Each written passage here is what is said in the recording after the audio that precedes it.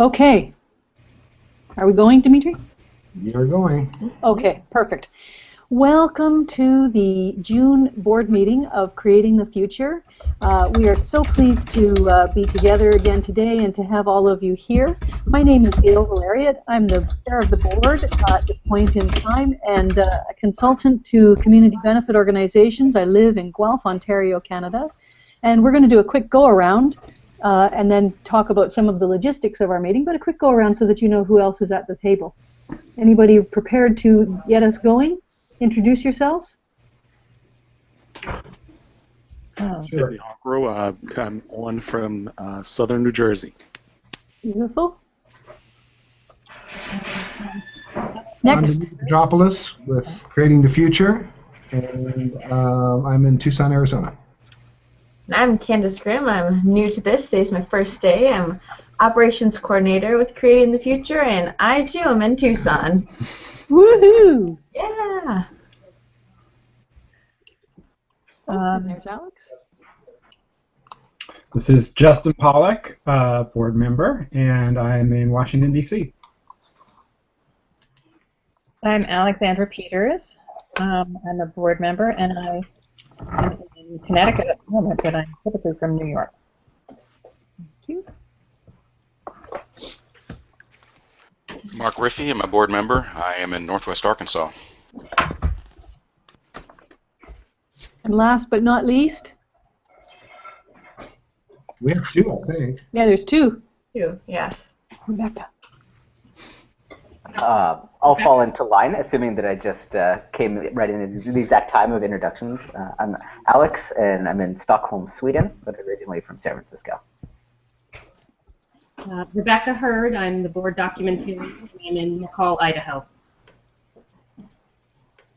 And we're trying to talk Rebecca into turning her camera out her window so that we can see the view that she is enjoying. You know, one of these. I just looked at the screens and they're too blue. Okay. So maybe at one of our future meetings we can all walk around our space and show each other where we exactly are, because I'm very curious. However, for now,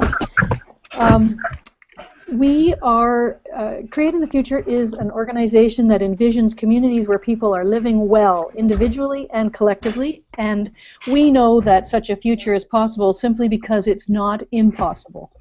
And so accomplishing that is our 10-year mission to change the questions that are embedded in the day-to-day work of individuals and organizations so that everyone naturally brings out the best in one another and in the rest of the world.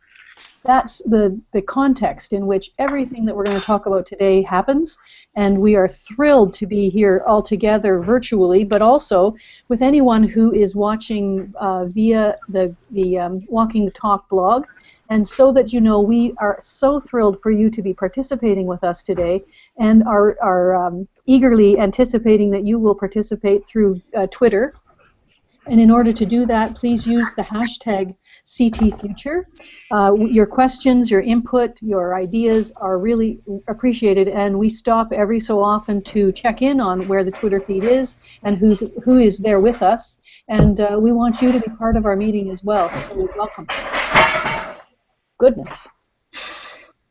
Something's going on in my kitchen. I don't know what. Okay. We have a great meeting today that's going to start. I guess we'll start with regrets, just to say that there's two of our members, I should say, who are absent today. One is Carl Wilding, who is from London, and the other is Hildy Gottlieb, who is usually sitting next to Dimitri and soon to be Candace, and she is also away today. Otherwise, the rest of us are here and present and accounted for. So, it is our custom to begin our meetings by talking about what has been inspiring us in the last little while, over the past 30 days, and things that we've been noticing in our work or in our lives that are causing us to recognize that life is awesome. So we're going to open that up to anybody who is ready to get us going, and we'll go around the table. Go, Dimitri. I'll start. My awesome is sitting next to me. which is Candace, who has joined us. And I just can't imagine where we're going to be able to fly to next. She is, as I know you know, Gail, because you got to see the interview with her and look at what she, I believe, is capable of. And it's just amazingly awesome. So I'm very excited about that. And that's what I wanted to share. Nice. Thanks. You're going to make me blush when we wear this shirt. Well, I'm just excited to be here. I'm really excited for this opportunity, and like Dimitri said, see where we can go, see where we can take this thing. Well, Candace, we welcome you. It's exciting for any organization to have its first paid employee, but in particular, there is just so much that we are excited about you being part of and involved in. And as I said before the broadcast started, please remember that this is a group of people who have lots of knowledge and experience, and please count on us to not only answer your questions, but to work with you directly and indirectly in ways that can help you learn and grow, and there's no question that's too small. Okay. So yeah, we're looking forward to lots of conversation back and forth and ideas flowing and being shared. Perfect. Mm-hmm. I think that qualifies for the Creating the Future organizational awesome. Oh yeah. Oh yeah. Yeah. Thank you. I'll jump in. So Justin Pollock again, and I have two. Some of you have seen the first part of this, which is I have been invited to create a curriculum for a local community college that I proposed basically building entirely around the Creating the Future framework. It's for emerging and sort of the language around it, but basically leaders who are not in positional leadership in organizations, and so we're taking a tack, or I'm taking a tack of really mapping the leadership work that I'm doing with the framework, because I think they are interchangeable. And so there's a lot of excitement. I still don't have 100% of a commitment on their end yet, although I think it's pretty likely it's going to work out one way or the other. So I see a tremendous amount of potential here of bringing things together. And then on that's pretty personal, but on a very personal side, last night I was putting my daughter to bed. She's 7.5, and she's gotten into that why phase. And we were drilling down, why do you need to go to sleep? Well, because you have to go to school. Why do I have to go to school? Because I have to learn. Why do you have to learn? So that you can be smart. Why do I need to be smart? And I said, well, so that you can make the world a better place. And she looked at me and she said, well, why? And I said, because that's the best thing that you could ever do. And she looked at me and she goes, well, do you do that? And I think for the first time in my life, I could look at her and say, every day I try to do that, and that's what my work does. So that's my thank you out there to the world that has put me in this place to be able to do that and be truly authentic when my daughter asked me that question. That's amazing. Yeah, that's pretty cool. Okay, top that, you guys. Justin, is your camera off or? It's on. Are you not seeing the video? No. No, I see it. I see it. Yeah. I guess you don't want to see me, Dimitri. Dimitri, is your monitor off? Yeah, I'm playing World of Warcraft over here. You guys are annoying me. Well, Justin, with those questions, your daughter's welcome to join us for any board meetings that she would like. I think would be good, really helping to delve into the heart of the matter. Yes. It is a wonderful story. Alex, you should tell us about your weekend. Yeah, so I went to the lovely island, work with me because my Swedish pronunciation is probably about as bad as all of yours, despite the fact I've lived here for a year. But it's an island called Möje, which is about 3 hours outside of Stockholm. And it's absolutely beautiful. It's like the quintessential Sweden idyllic setting. It's got red cabins and green grass and wildflowers, and I kept imagining that I would have like Rick Steves flamenco music following behind me wherever I went. It's absolutely beautiful. So I went out there for a night and bicycled around. So that was certainly a personal awesome. But then the other awesome I want to share is the absolute best book that I've read in a couple of years. Gail, I shared this with you. It's a book called The Purpose Economy, which I think many of you guys would be interested in as well. It's by a guy named Aaron Hurst, who's an Ashoka Fellow and a social entrepreneur, founded Taproot Foundation. And I helped to set up a speaking gig of his here in Stockholm, because I'm friends with his co-founder. And I set it up just as kind of any other speaking gig, but unbelievable. When we talk about creating the future, I feel like he's one of those guys that sees the future. And what's so impressive is that when he's talking, nothing he says sounds all that revolutionary until you realize how he's just kind of putting all these pieces together. But the crux being that we're going through different ages. And so we've gone through the agrarian age, the industrial age, the information economy, and now we're moving into the next stage, which is the purpose economy, which is about people finding purpose and meaning in their work and in their life. And so I can't do the book justice other than to say that it's rare that a book gets me that excited, and I think it's really nicely aligned for you guys as well. So I'll put the Amazon link in here in the chat so you guys can check it out. But yeah, highly recommend it. Wow. And the week, the conference, the whole national conference that you went to, can you share a little bit about that? I've been thinking about that all month. Oh, that's so nice of you. It's actually coming up. It's the first week of July, so I haven't been yet. So it hasn't happened yet. Okay. Yeah, so just getting things in place now. But yeah, full report for sure to come. Okay. Alexandra, what's been amazing for you? Well, I have been working on the past year on a novel, which sort of happened by accident because in Connecticut, I live in a house that was built in 1794, so I went to do research on it and got so fascinated by it that I started just playing around. And honestly, I don't even remember when I started working on this because I must have done it in my sleep because I found a fully written chapter in June of last year that I was like, whoa. But I definitely wrote it. And so I've been spending this whole year working on that and researching life in 1833, which is when the book takes place. And I finished the final draft last week, which is the first draft, of course. I mean, not final. I've finished the whole book. It's the first draft. I haven't read it all week, so I'm going to go back and see what it looks like. And I'm sort of nervous. It's kind of like giving birth. It's like I have to send my baby out into the world and see what happens. So Alexandra, does it take place in your house? It does, yes. Oh my gosh. All right. And I have learned all about hearth cooking, and which is mostly cooking right on the floor with coals. I've learned all about. I'm pretty good at life in 1833. I don't know. I think I could do it. Sort of no electricity, no running water, which actually they do in Sweden all the time. Probably on this very island you went to visit, their house. That's their idea of getting away from things. So I have done that. But if we do it as a vacation, we go camping, right?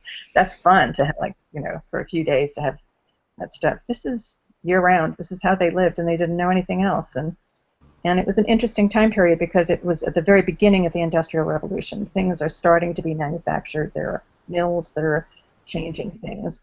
And so I was interested in it because of that, and because it replicates a lot of our time. But I just always also been extremely interested. I collect girlhood samplers from that time period, and it didn't even dawn on me till I was writing the book. Like, oh my God, my house is full of this stuff. So that's my big news. Now this is in Connecticut? Yes. Mm-hmm. And Northwest Connecticut is kind of the wilder part of the state. I mean, it's very the last to be populated and last to be settled, and still not that heavily settled. That's It's great. because the weather up here on this end is terrible in the winter, and so I figured out that it must have been a tavern because no farmer would build a house here. It doesn't make sense. But it is halfway between the two nearest towns. So. That makes complete sense. So you can research 1830s ales, and I did have to, yes. Darn. try out some recipes. And see what you can create. Huh. Wow. So do you want to use this moment, Alexandra, to say the corollary to your book? Well, yeah, and I was one of the first two board members. Mark Riffey and I think, along with Dimitri and Hildy, and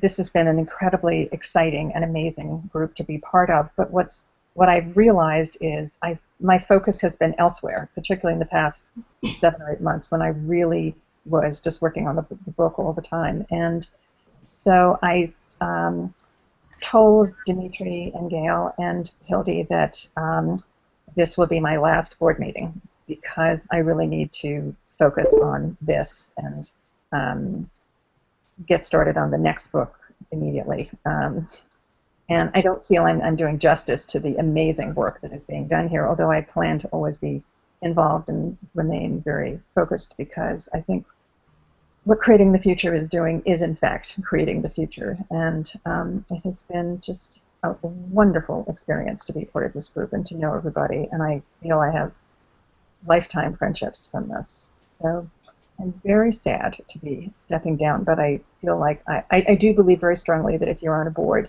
you have to really honor that commitment. And I don't feel I can while I'm working on the book. So that is my other news. Mm-hmm. Thank you for sharing that. Just a comment, having been one of the 4 original board members, or being one of the 4 original board members, and I know I had said this to you, and I want to say it publicly, that your influence on where Creating the Future went and where it's going is there and is permanent. And you personally helped me see some things from a perspective that I was not seeing. And I want to thank you for that. I will tell you that you're a fellow, so you can never leave. So you will be you'll be part of the family here, sort of in perpetuity. But it has been a very interesting evolution in thought. And you brought for someone who can be stereotyped by position and activity, you brought a very unique perspective, and in many ways sort of game-changing perspective on a lot of things that we've been doing. And I don't want to take a lot of time with this, but if folks are interested, I'm happy to talk about that, directly. But I just wanted to honor you, Alexandra, and thank you so much for what you have contributed in so many ways to making this what it is today. So thank you. Well, thank you. Yep. Yep. Absolutely. I echo that, Dimitri. Alexandra, you're going to be so missed, especially because you always ask us to get to the point, and it's a wonderful, wonderful gift that you have given, and a legacy that you're leaving behind. And yeah, this organization wouldn't be what it is now without you. So you will be very, very missed. But we're so glad about the evolution of your book, and that you've been creating the future for the past year, and probably much longer than that without even realizing it. I love that story of how you've been collecting all the materials that are going to be part of this book for so long without realizing that that's what they were about. Mm-hmm. Yeah. Brilliant, brilliant. Okay. Leave taking is never a pleasant thing to think about, but we know we're releasing you into good work. So who else is going to talk about awesome? Oh, I will. Last month, my wife and my oldest son and his daughters and the in-laws and my mom all went out to Portland for my youngest son's graduation, or almost graduation. And we spent a week in Portland, and it was American Craft Beer Week, and it was Graduate Week, and it was his birthday week, so we just had a great time. Love it. Did you make it to Voodoo Donut? Some part of the crowd did. I did not, but of course the pink box did make it back to the house, so it was all good. Okay, context, you guys. What does that mean? Voodoo Donut is this bizarre phenomenon in Denver and Portland, and they make really crazy donuts. Donuts with bacon on them, donuts with cereal all over them, you name it. They're just the wildest donuts you've ever seen. So you see people walking around Portland with a box that's pink, bright pink, and that's what their donut boxes are colored, and you see them everywhere, especially downtown at Saturday Market. So it's just one of those touristy things you got to do when you go there, but you should expect to stand in line unless you're there very early in the morning on a weekday. Ooh. And of course, they have an actual voodoo donut as well. It's like 4 or 5 donuts stuck together as if it has a head and legs, and it's a jelly donut. And you can take a pretzel stick that comes with it to poke it as if it were actually a voodoo doll.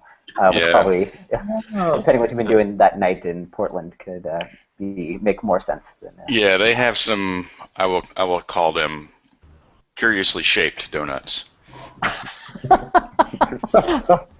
for all ages of people who like to entertain themselves with donuts and pastry shapes. Good Lord. Such a tactful way of expressing that. Ay, ay, ay. Well, we're glad that you had a good time and that your son almost graduated. Yeah, he's a couple hours short, so he'll be finishing up shortly. But they like for them to walk with their class if they're on the home stretch. So it was a very good time, and it's probably the biggest smile I've ever seen on his face. So he was clearly pretty proud of himself. That's great. What did he study? He's a poli-sci major, and he's pondering law school. Pretty cool. Thanks, Mark. Rebecca or Sydney? All right, I'll jump in while it's quiet. I'm battling a background of chatter, so that's why I keep muting and off muting because I don't want to disturb the group. But what's awesome right now is I'm spent the last couple of months and will for the rest of this year focusing on doing things that are outside of my comfort zone. So I've taken on designing a graduate level course on social impact measurement, and that's been absorbing quite a bit of my time outside of work lately, and the course actually starts in September, so it will start on September 8th. So it's awesome and in more than ways than one. It's awesome. It's also can be frightening at times. So you designed it and you're teaching it. Exactly. Is it from absolutely, and it's a field experience, so it's mixed with an actual opportunity to carry out grant review for. I'm sorry, evaluation, not review. Evaluation for both individual major donors and private foundations and corporate foundations in the area that I've recruited to participate as well. But it's not just a how-to course. It's really more that the idea is that when the course is over, they'll understand both the challenge, the issues, and the opportunity of social impact measurement, and it will be able to take a look at it from the vantage point of critiquing it, as well as understanding what some of the methodologies are that are being used today. Wow. And who will be taking the course? It's a graduate course on nonprofit leadership, the Masters of Nonprofit Leadership at the University of Penn School of Social Policy and Practice. University of what? I'm sorry? University of Pennsylvania. Penn, okay. But it's their School of Social Policy and Practice. I will look forward to, Sydney, to hearing, once the course starts, what you hear from students in terms of what they see the highest potential of social impact measurement to be. I have a strong sense that we could learn a lot from the perspective that people are bringing to that conversation. Absolutely, absolutely. I'm looking forward to learning through the process as well. I mean, I think it's one thing to just present the tools and methodologies that are being used, but what I'm most excited about is the opportunity to really engage the students in the opportunity to critique that and to look at what are the highest level, what are the challenges as well as the opportunities, and really, from my perspective, to emphasize impact measurement as a learning, as the beginning of learning as opposed to the end of reviewing a grant. Whew. Wow, that's really powerful. Yes, it is. I'm thinking about Justin and what you're working on, and it's sort of like a through line of leaders and then leadership and then measurement. So very, very, very interesting.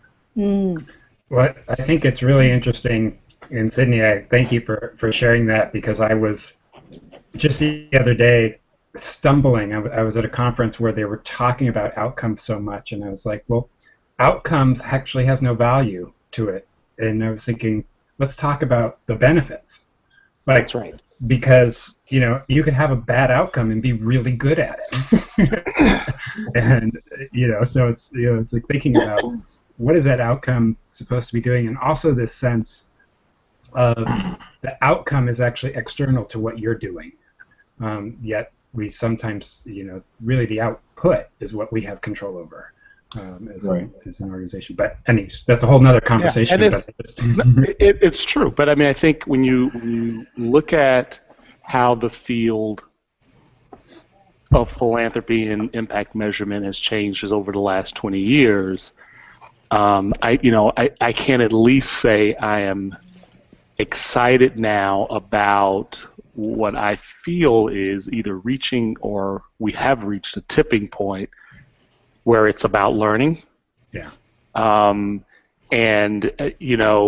think as recent as probably 5 years ago, it was just a small group or small segment really talking about the learning aspect of it. But I'm starting to see it now, and I think part of it is this parallel universe of this conversation about failure and the need to approach failure again, not as an endpoint, but as a node for learning.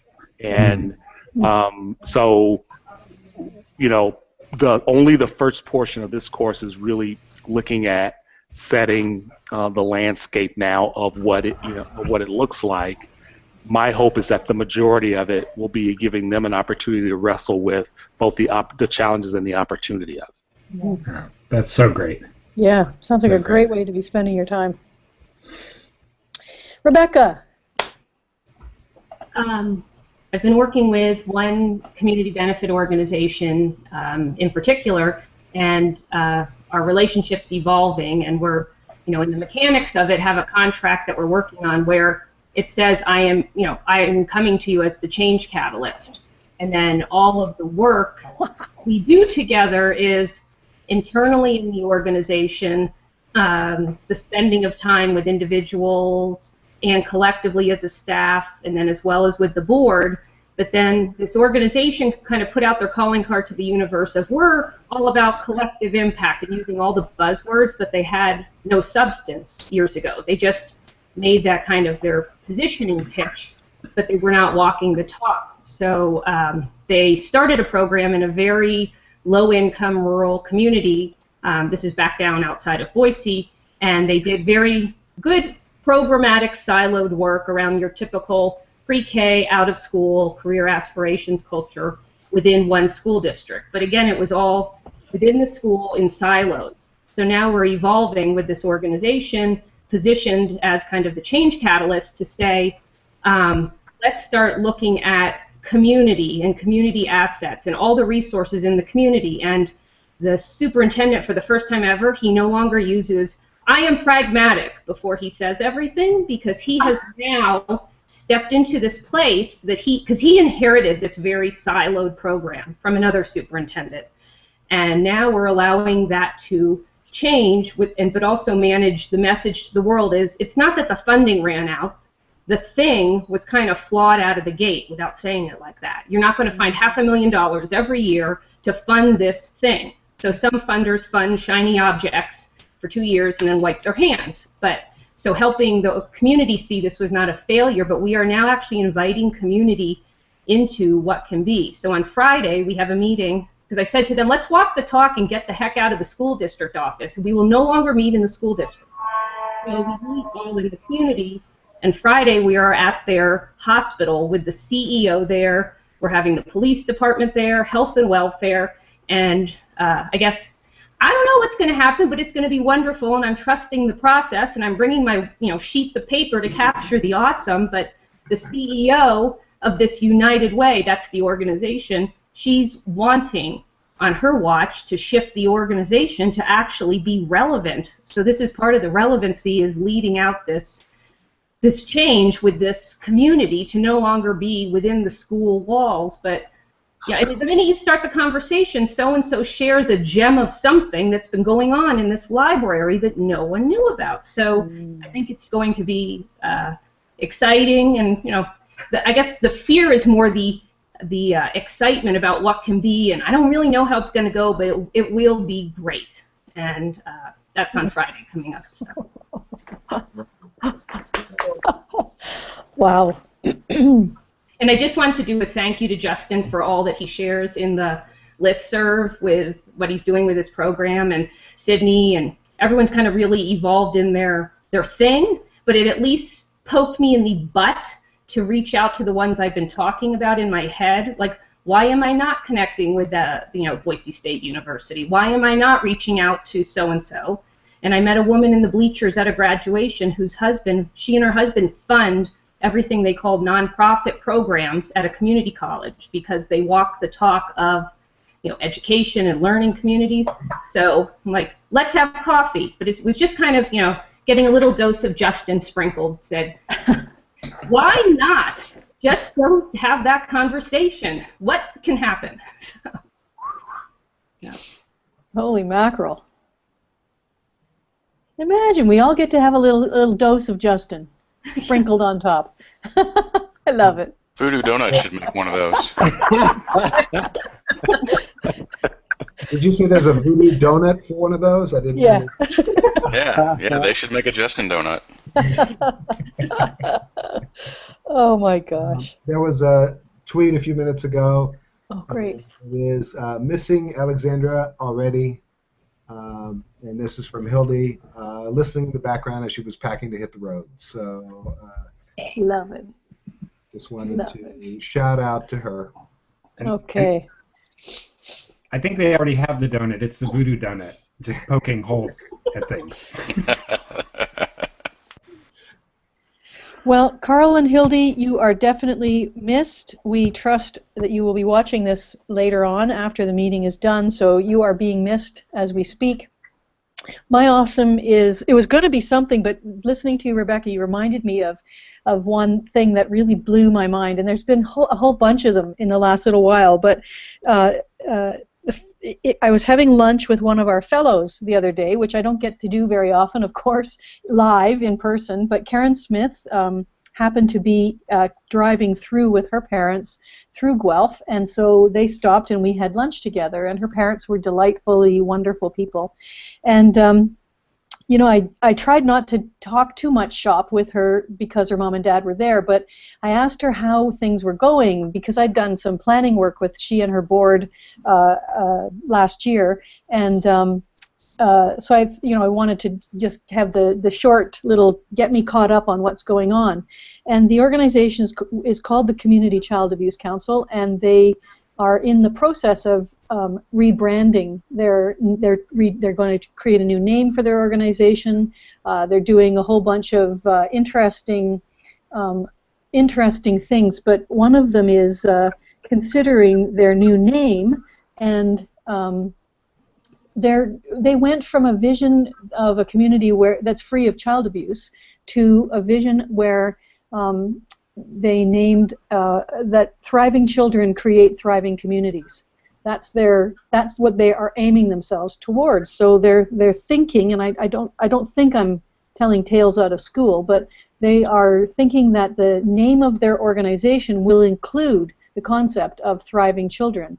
And so imagine such a thing as like the Hamilton Organization for Thriving Children. And she indicated that whereas they had been really focused on the therapeutic work that they do without really seeing the broader context of prevention and education around child abuse, that as a result of the planning work, now the paradigm is shifting and cracking open more and more to the point where they're seeing themselves working in partnership with organizations that they would probably never have built relationships with easily because they were finding, they were just so darn busy treating the crises that children were experiencing, and so it was so invigorating to find out that it was the planning process itself that helped them take that step back to recognize that there are bigger and broader conversations that they would like to be having with their community. And they've done really amazing things through Karen's leadership to get dialogue going, but here they are as an organization now starting to change themselves and how they're approaching their work. So it was absolutely it just lit me up to recognize that you used the word catalyst, Rebecca, and that this process that we all use and sometimes we take for granted that it's amazing. When you see it happening, what's happening to an organization as a result, it really is quite awesome. And my second awesome is, Hildy, for your sake, is your hairdo is just stunning. So, Dimitri, who else is there? Have you seen any others in the Twitter stream besides Hildy?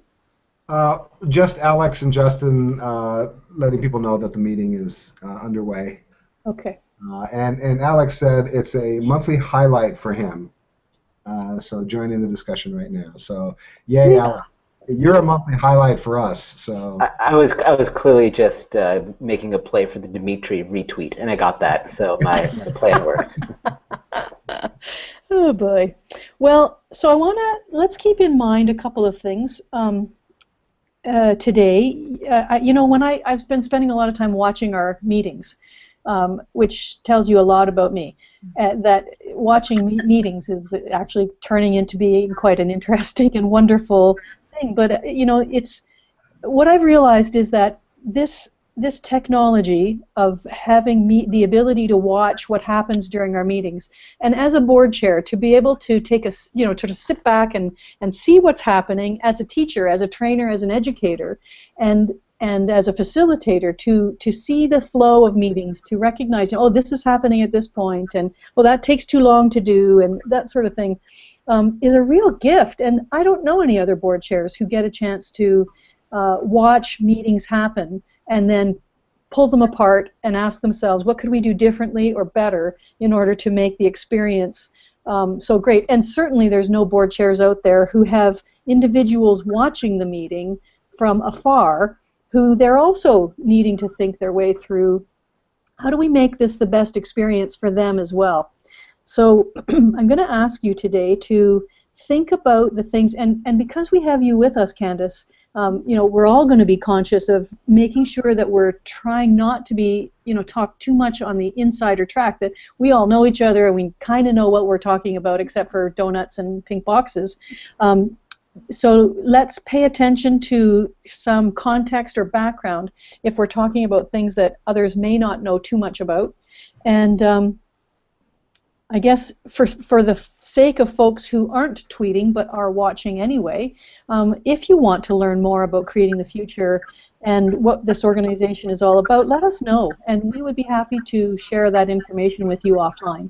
So if you're intrigued by what we're doing but you don't want to participate live via Twitter, that's cool, but do let us know, and we would be happy to link with you. And if the rest of you see things that are going on or that you have thoughts about the meetings themselves and how we're doing this, work together, and you want to share those, I'm very excited about talking about how to facilitate the best meetings possible for everybody's purposes. So I'm hoping that's a preview of coming attractions for us.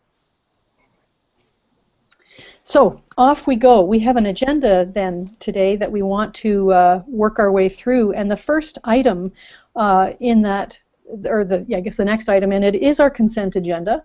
Our consent agenda item, which is the minutes of the May 2014 meeting, which was attached to the email that you received in your board package, as well as to the Walking the Talk blog. No, that's not true. We haven't posted the minutes from the May meeting on the blog because they're not approved. So I'm looking for a motion to approve, and hoping for, I want to say two things. First, to thank Rebecca for such an amazing job. I mean, those were thorough minutes, like holy mackerel. And so I'm glad to know that there's two of us watching these meetings. So thank you for your hard work.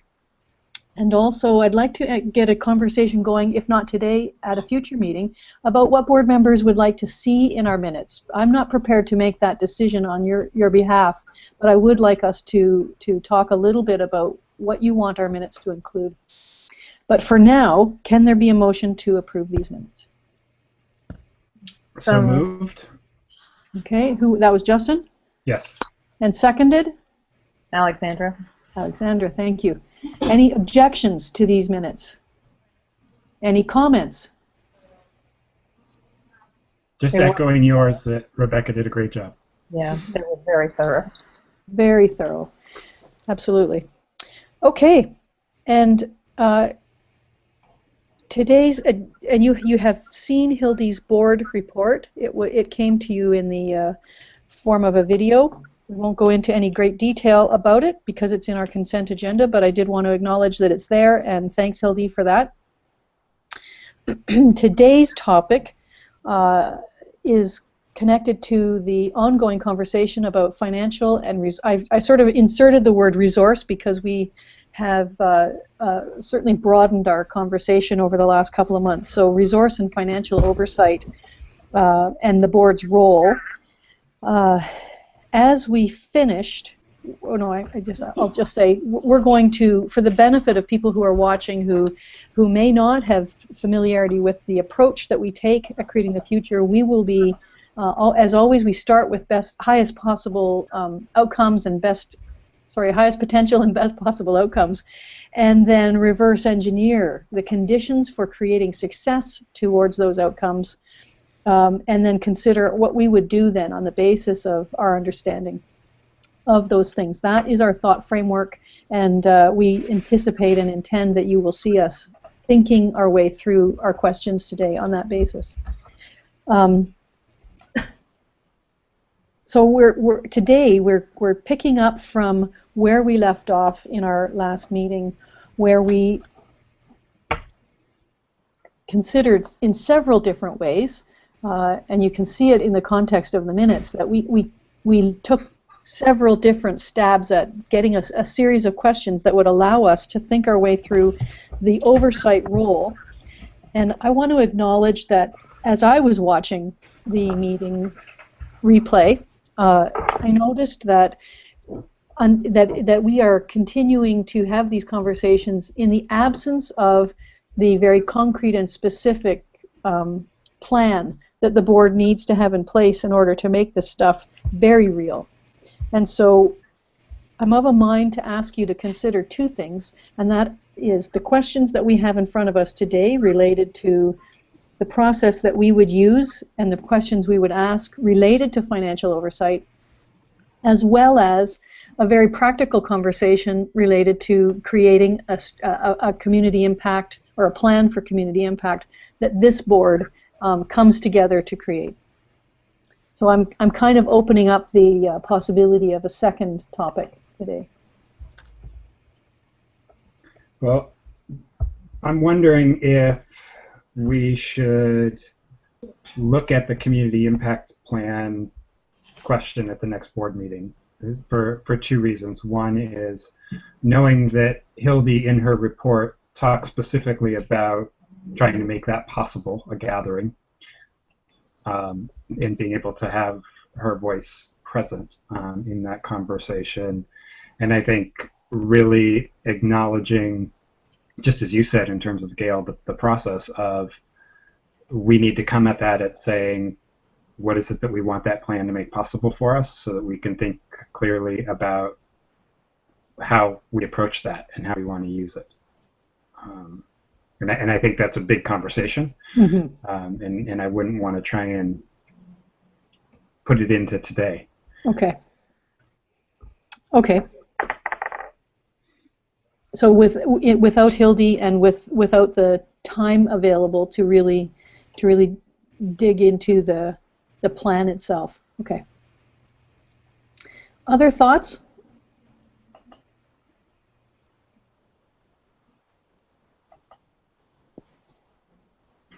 I agree, Gail, that the lack of a plan has made it more difficult to really focus on where we want to be ultimately. And in the context of the financial umbrella here that we're talking about. So I know we had talked about at one point in the past doing this in a face-to-face environment. Yeah. And I am wondering about how to do that. Well, in some of the conversations that I've had over the last couple of weeks with members of the board, what I've heard is, yes, this is a really important thing, and we need to get on with some of the logistical planning so that we can have this thing done, because no one's under the illusion that it's going to be short.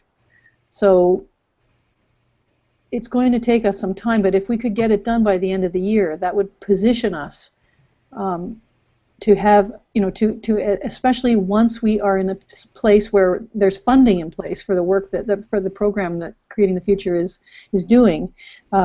Without that, it's going to make it difficult for the board to offer oversight to anything.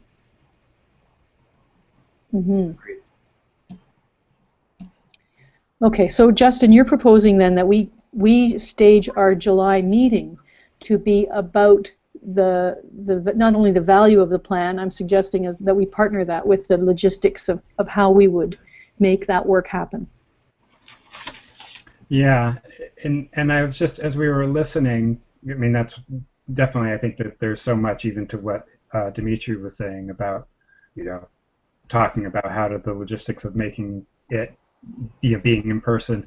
But as I was reflecting across our conversations, the other piece that I'm feeling is we are in a unique situation where we're having two parallel conversations. One is the conversation about creating the future and being the board of creating the future and carrying out our role in that as that entity and that leadership. But a lot of our other conversation too is about mapping out new realities for what, in general sense, a board is or financial oversight is. And so I feel we have these two conversations going on that are equally valuable, and I think part of it may just be us putting that out there and saying, naming it. And that's why I was thinking, July is very intentional about, hey, we need to think about the organization and what it's about and what it's doing, because the process of us talking about how to be just as a leadership body, which is what I feel most of the conversations have been up to date, is absolutely relevant to creating the future, but is also relevant to the rest of the world. And that conversation can actually happen without us ever paying any attention to creating the future, and I think that's some of the tension. Anybody else want to weigh in on that? I think you've made a very good point.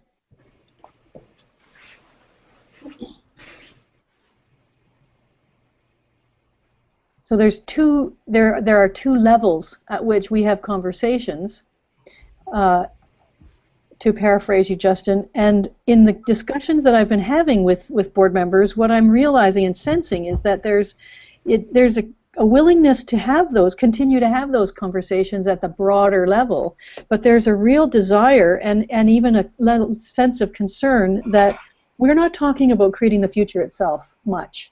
And that is leaving us in a position where sometimes some of the conversation feels so theoretical that we wonder, did we actually do anything for the organization because of this?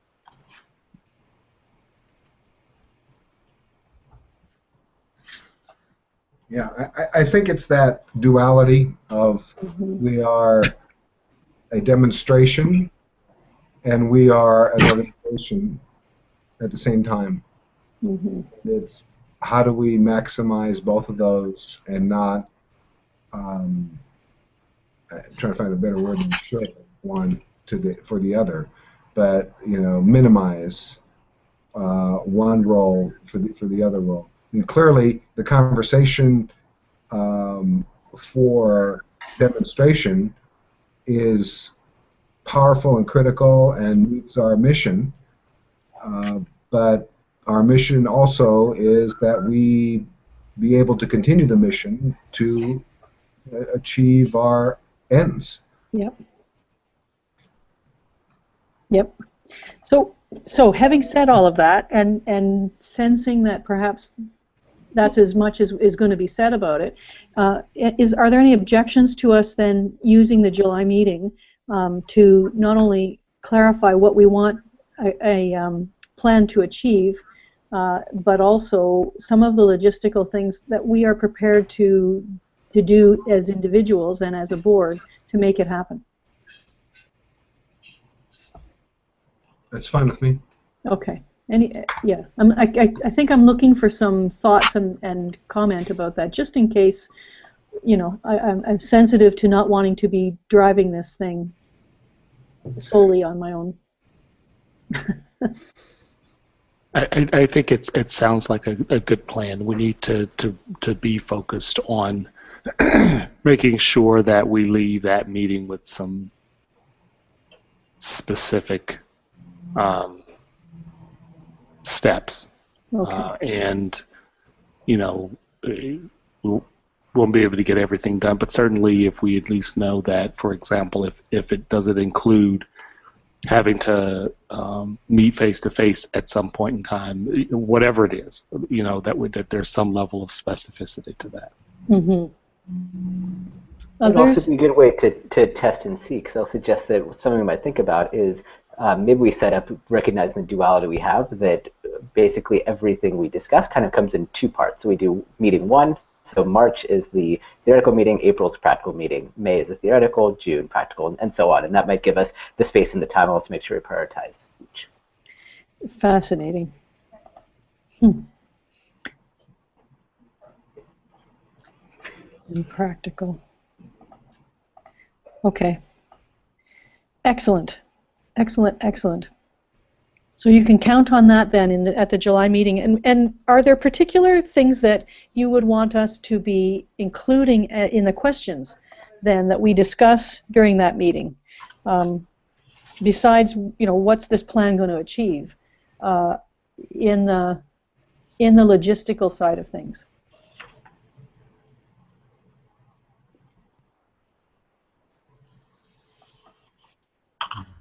So, for example, I'm asking, what I'm aiming at is, do you want to think about things like who would facilitate such a process, and or what's in our best interest in terms of facilitation? Shall it be just us? Shall we invite somebody, etc.? I'm wondering if there are particular questions that you think might frame the conversation in July to get us the best possible outcome in the planning experience that we all have.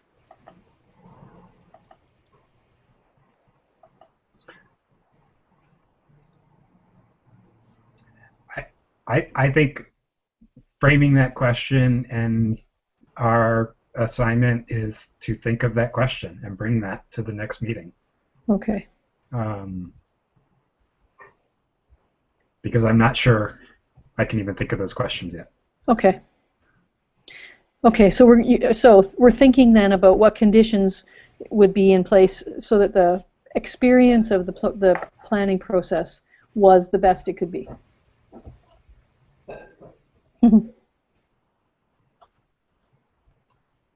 We can have some of this discussion via the listserv, or at least develop the questions and be getting some feedback back and forth on that. Okay. Okay.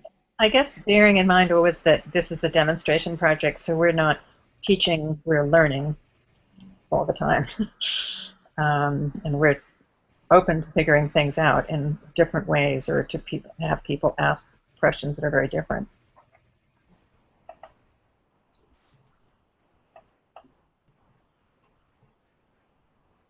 Mm-hmm. Okay.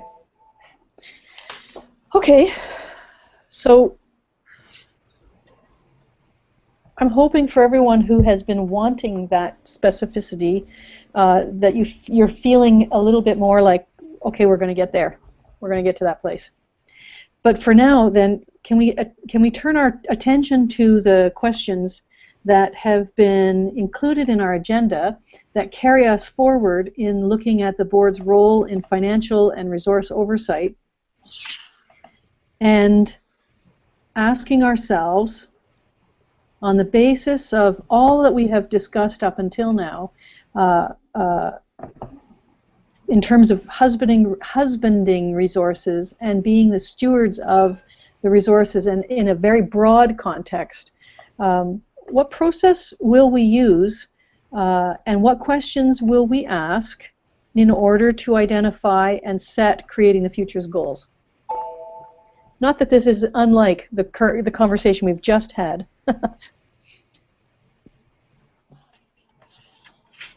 So let's talk about setting the goals. This one should be fairly quick because we've just kind of thought our way through some of it. But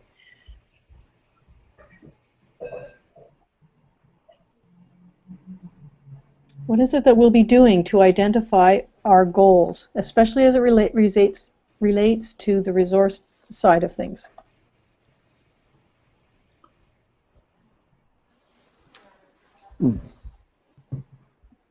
What process will we use? What questions will we ask when we are considering the organization, setting the organization's goals?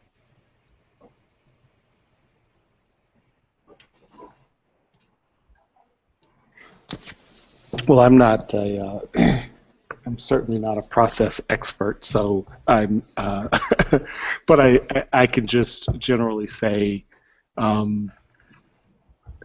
you know, we should be able to finish out any given year, whether it's a calendar year, program year,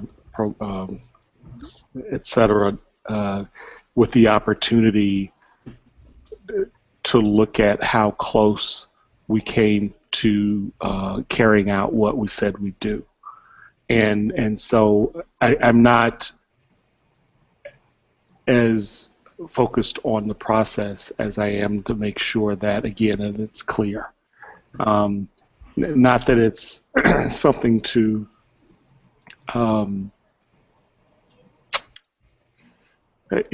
not that it's something just to cause anxiety or worry, but that we really do need to have the opportunity to say, to reflect on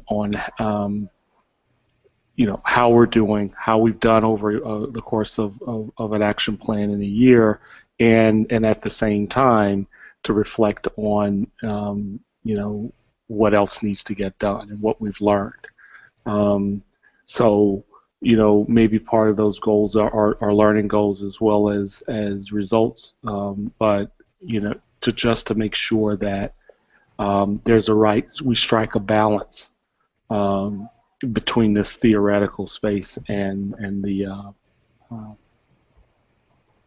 you know, the space of having clear goals that we pursue. Mm-hmm. Gail, as I ponder those questions, I'm thinking about the sort of, and I want to use the word generic, but they're really not, questions from the sheet that you included in the board packet, which is a cheat sheet. And you know, I'm looking at creating the future we want. What do we want to accomplish? What would success look like? Success for whom? What results do we want to see? What will it take to create that? How can we create a community environment that is healthy? What will it take to accomplish our goals? How can we create the future we want? I'm looking at those questions, and others in the collective enoughness as well. I think we're pretty good at the bringing out the best in each other, but even those, I think those are I know those are questions that are applicable everywhere, but I think what we're trying to accomplish, that those questions are, if we can answer those questions, then I think we will accomplish that. Beautiful.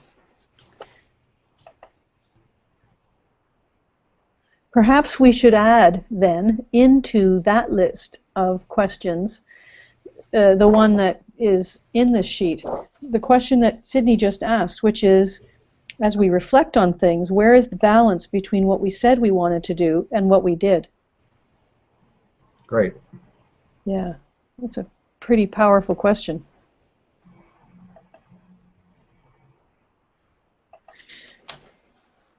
Okay.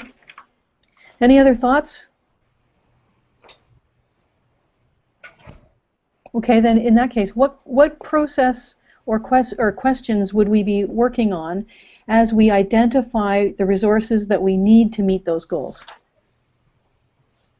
Are they still the same as the questions rooted in collective enoughness? Collective what? Enoughness. Yeah.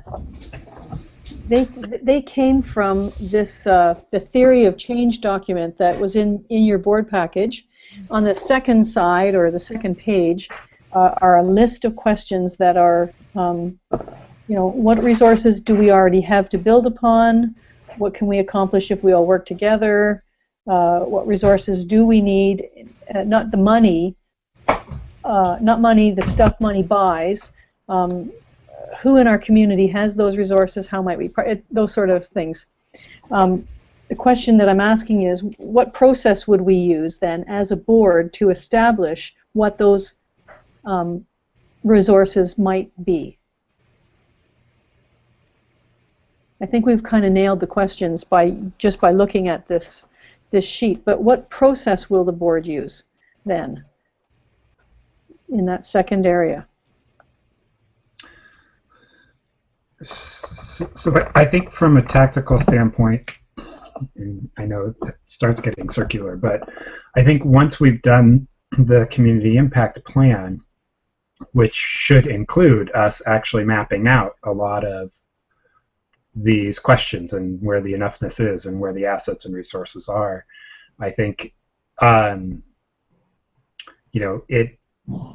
my head, I'm envisioning that, from a process standpoint, it may be, whether it's a small working group or it's, on an annual basis, a group that looks at that. And I think to Sydney's point, says, where are we? Which of these are the next 12 months or 16 months? I mean, we don't have to go with a year if that's not, that's a system that we subscribe to. But if we say, whatever the time frame is, but just being able to, sit through and I think it definitely involves the people who are a little bit closer to the real delivery of a lot of that and the engagement side. But I think, we need to map that out. That needs to be, I think, put before the board so that the board understands it. And then we need to determine which pieces of those the board is going to own. With regard to what effort we need to put to those, what things we feel are important for us to pay close attention to, because I think we'll see that there are priority things, sort of that if this, then yes, that, or not that, that we would have to, and part of it is we would have to see it in front of us, but to be able to say, which of those, fundamentally on the financial side, it gets to the question of what is our hypothesis about not only what the resources are that we need, but how we thought we could get them engaged into this organization. Mm-hmm. And so I think that's the, for me, that's the crux of these first two questions is, what's our expectation about how these resources will be engaged in the organization, the time frame, the scope, the volume, the who's involved in that.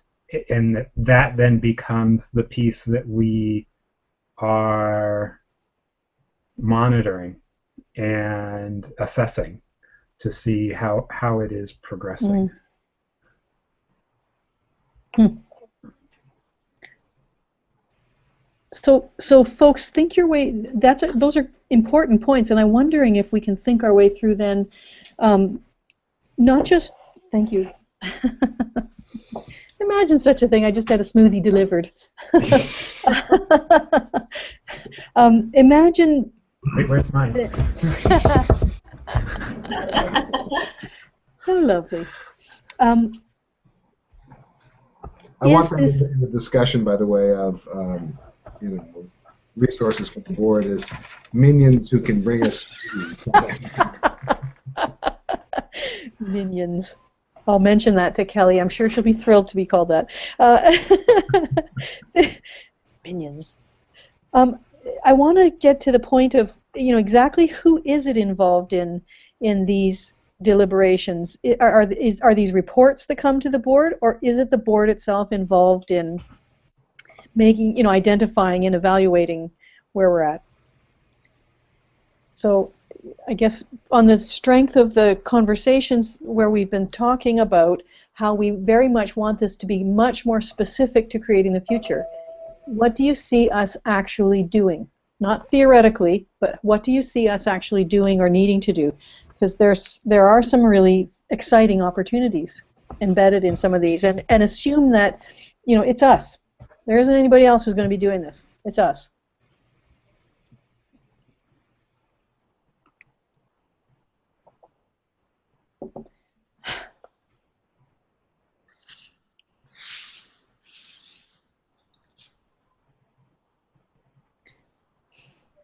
Gail, you talk about exciting opportunities.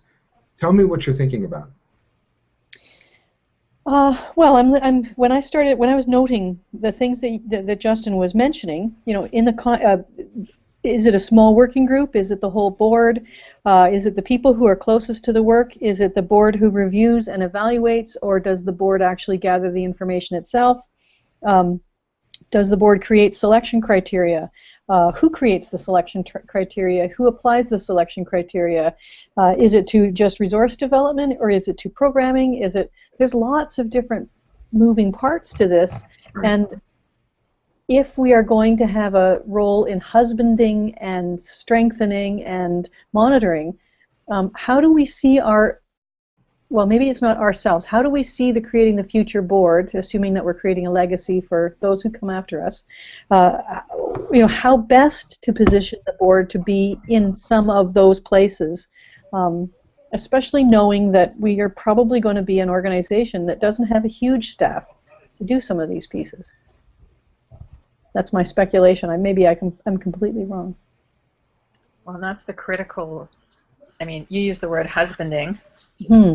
Actually, and because it sort of strikes at the heart of the marriage between organizations and boards, and then there's stewardship that's always used too. But really, what's the how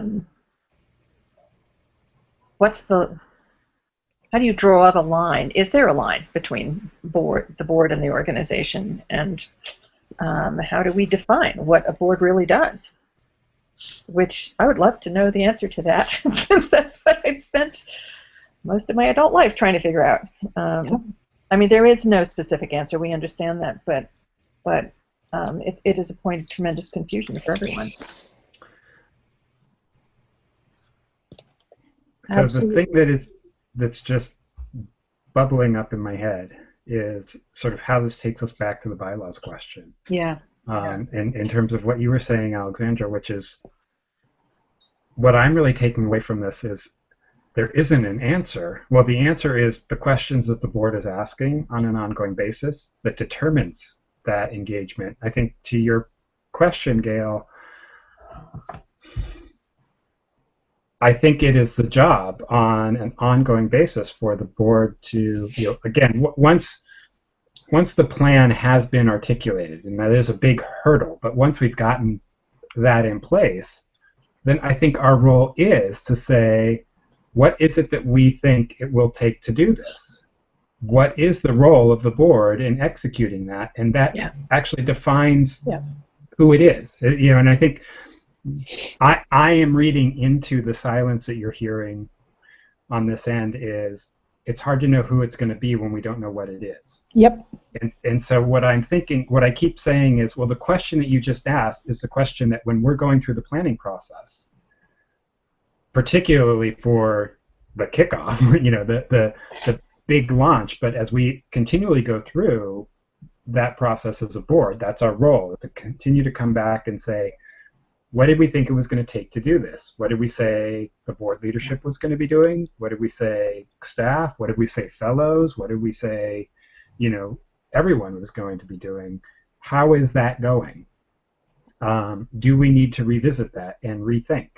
What are the resources we have to make this move forward? And I think to your point about the board legacy, the board will change. The assets on the board will change. And so has to be constant is the board asking, where are we right now with regard to where we thought we were going to engage those assets, and what we got out of it, and how do we need to shift course? And so what I led with was, this is really driving me back, and I was going to save this towards the end, but I feel very compelled to actually start sitting down, and I'm willing to take a first stab at this, at those bylaws that begin to frame just what Alexandra was asking, which is what are we as a board? Mm-hmm. What is our process for asking these questions? What pieces are required assets for us to be able to do our job well? How do we continually redefine that job? Because I think, for me, the absolute highest potential of what we're doing is to open this up to say there is no job description that will be static for board members across organizations. We will never have the answer that Alexandra was asking for, but we have this incredible potential to create what we're hearing a lot of rhetoric around, which is dynamic organizations. In how we instill that that's the role. The role is a dynamic group of leaders that continually pose these questions that have embedded in them the kind of accountability I think that Sydney's talking about, which says, where are we? What have we learned? What do we need to do differently? And that we know that in asking that question, it puts everything on the table. Not to rethink all over again, but to say, that didn't work. Well, that did work. And to be just as appreciative of what didn't work as for what we learned from it as what does work for moving us forward. Mm-hmm. Yep. And with the expectation, I think, as Justin was saying, that it's not just that the board will change, but the organization must change. I mean, we're at the beginning. We know that, and that those two things, those two groups, the board and the organization, will be at different points within their own growth cycles. And there's been just tons of work done on the life cycle of organizations, not so much done on the life cycle of boards, because I don't think people understand what the life cycle of boards is, but to be thinking about the fact that those two things will be happening, those two growth cycles will be happening simultaneously and not necessarily predictably. Mm-hmm. I do think it's important, though, that there be, and I think that the questions you're talking about, Justin, do that, a mechanism, a process, a methodology, a culture that even though the board basically is what's needed when it's needed, which is sort of what you're saying, what's needed at, for the organization at the time, that there is a transmission of the re-examination to the next board. And by that, I'm saying I have been involved in organizations that will have a group of people together who are the board, who are dynamic and are thoughtful and are caring and are, add whatever adjectives you want, that there, over time the board changes, and for the lack of that mechanism, whatever it is, it changes those questions aren't being asked anymore. And so I see that that's an important part of this process, is how do you embed that into the organization, into the board, into the culture, so that it perpetuates beyond the group of smiling faces that happen to be up here now. Mm-hmm. Other thoughts? Yeah. Alex, being the senior new person here, any wisdom from your perspective and the organizations that you've been with and what you're doing now? Well, part of what I've been thinking on, which is the tough part and why I haven't had a good answer yet, is thinking about the sort of cycles that we talk about, but also how those cycles overlap. So where are the places that the board can actually be really proactive and help, and where are the places that it slows down, and keeping that in mind with the idea that we've talked about. I think we're all kind of on the same page with the value that we're not just kind of the board, but that part of what a board means is that we are actually saying we're part of creating the future. So it's not just kind of advisory and totally separate. That said, what I see in a lot of the organizations that I work with is that the board, not as thoughtful perhaps as a board as we have, is that they basically get in the way with a lot of things. They either set what seem to be arbitrary goals, or goals that make sense at once but are kind of fixed, or they're very slow in making decisions. And so I'm trying not to be too, like thinking about the positive language of creating a future, not be to avoid the negative. That's what I kind of keep coming back to. It's just I've seen a lot of examples with boards that aren't quite doing that. So I'm trying to think about, well, okay, so take the opposite of how do we really align these cycles? So we meet once a month. Doesn't mean we couldn't meet more than that, of course. But how do we align that with taking decisions and giving that feedback so it's a really productive type of board? So unfortunately, that's sort of more questions still going on that I'm trying to sort through. That's at least where I'm thinking. Sometimes the answers are silently embedded within the questions, though, aren't they? You can hear the answers once you ask the questions. Yep. I was just thinking in what Alex was saying, and also I think to Alexandra's point about different life cycles, and I really appreciate one of the leaders of the local foundation talked about the different timelines. A day for the board, for us that's a month. The day for the staff is 12 hours. And so when you think to what Alex was saying about decision making, for us what seems like we're contemplating a decision with diligence is 3 months, which is not necessarily the rapidity. But I just was drawn to the Pollyanna principle about systems, that time is definitely an issue and a variable that's always important to be cognizant of. But even when Alex was saying we meet once a month, and I was thinking, think about just the anachronistic concept of meeting that we had, which was, it used to be you had to come together and actually be in the same room and talk. And we've come a long way in terms of unleashing the potential for people to communicate and to share what a meeting is supposed to do in many other formats. Yeah, and that is cool.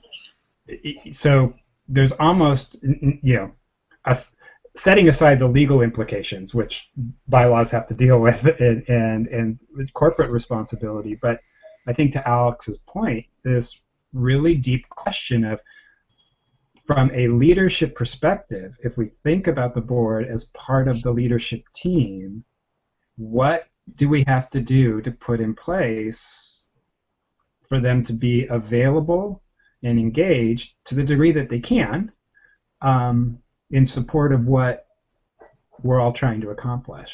And I feel like I just went like totally esoteric, but it was just sort of an observation, and I think that trying to pull back to even the financial piece, because we know that the financial oversight is only a sliver, and I actually want to try and not use oversight per Dimitri's concern about that hierarchical component, but the financial responsibility that we have of husbanding and stewarding. You know, it's the same type of thing. Is, you know, how do we honor the amount of information we need to have to be contributors to that collective decision making in a way that's supportive of what the organization needs to move day to day? Mm-hmm.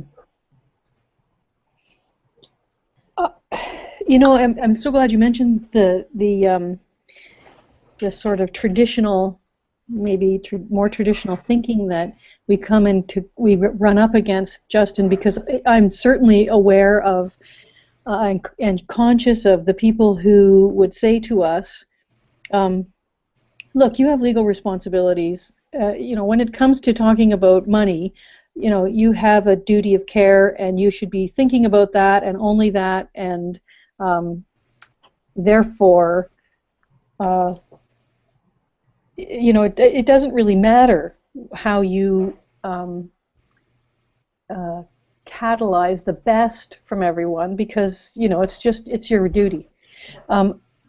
Contrasting that, and we have heard that in the not too distant past from people who you know, for them that's the reality of what a board is. How do you contrast that, or what does it mean for us to contrast that with what you just asked, which is what do we need to do to create for board members a condition or context in which they can contribute, or we can each contribute as much as is possible for us within the constraints of what we have available, each of us individually. I'm hoping when we do our planning work that we can get right down to that level of conversation. Mm-hmm. What does this mean for us as individuals to create the conditions for each of us to be not just successful, but contributing? That's such a great point, Justin. Just thinking about what does leadership mean in a context where we don't have to have a 30-day, 60-day, 15-day gap between our interaction and our oversight, for lack of a better word. What does it mean in this world, in this day and this age, and what does it mean with the overlay of the leadership thinking that you've been posting about, and what is a leader, and the board members as leaders as opposed to board members as stewards of the money. Mm.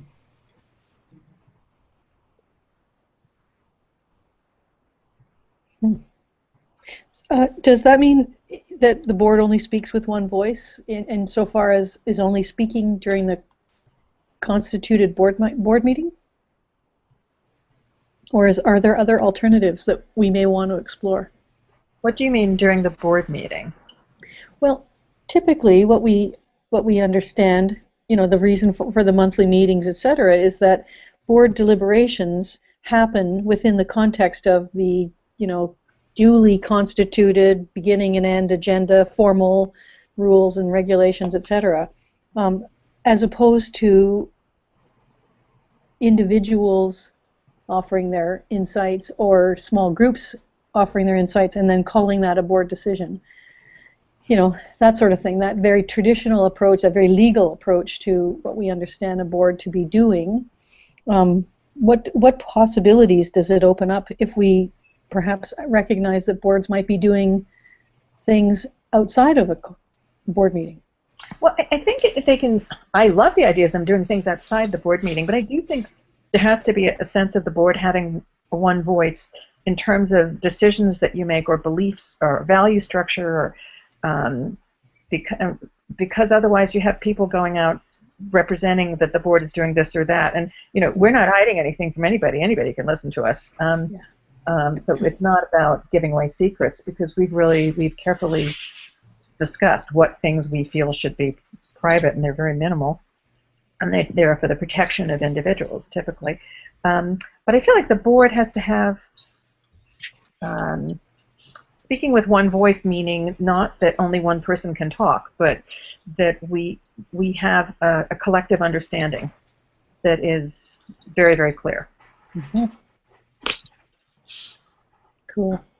I always come to this, so it was, I mean, as you were talking, sorry, I'm stripping away all the language, coming back to what we had talked about last time, which is this is a group of leaders coming together to lead the organization, or that we are a leadership body.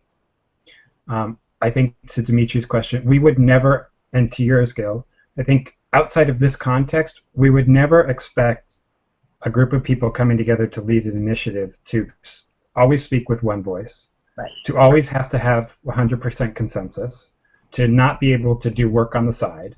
And so I think, if we come at it from that perspective, which is what, leadership is taking what it's I think to what Alexandra was saying, we have to know where we're going. We have to have a common direction and a common purpose. And we all have to understand that and subscribe to that and support that.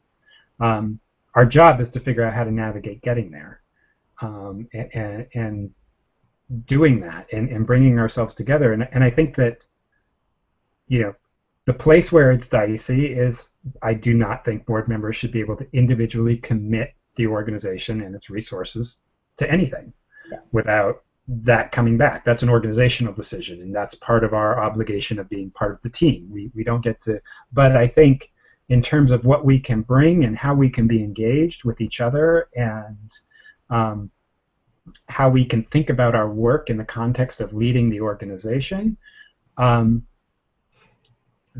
that again, it comes around to what is the best way to organize that so that we can be effective given the resources that we have. And it's giving permission to say there are no strict prescriptions in this approach. There is a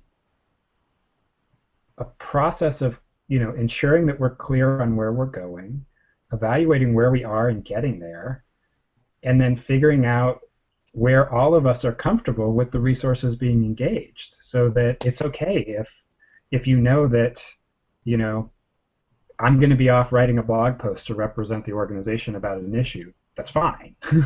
We want, it doesn't have to come back to full consensus. Or if Alex is out there and he's got some incredible opportunity with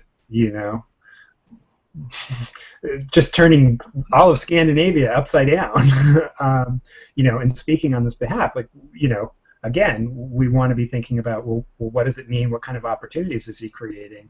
Those opportunities come back to the organization for the deliberation and the consideration of us. But I think just far too often we just instantly limit the opportunity for things to present themselves.